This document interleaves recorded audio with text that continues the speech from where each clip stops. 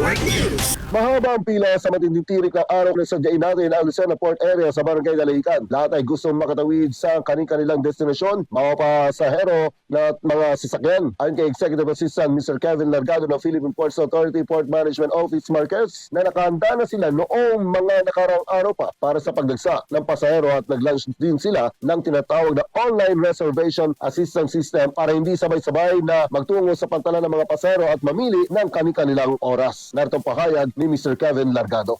Ngayon po, nag-launch nga rin po ang aming PPA head office ng bagong sistema para po sa pag-handle ng crowd control po ba, para hindi sila sabay-sabay na pupunta sa ating pantalan at magbabaka sakali kung makakasakay.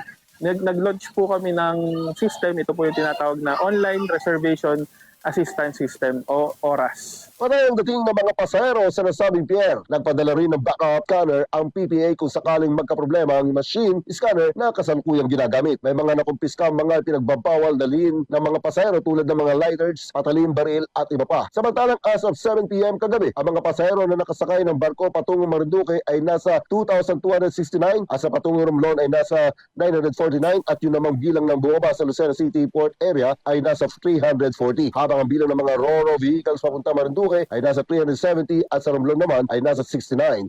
Ang inbound RoRo vehicle sa Port of Lucena ay may bilang na 75. Kasama mo sa Aramen Calabarzon and 106.3 IFM Lucena Idol, Edgardo Maceda, Tatak Aramen. RMN Network News.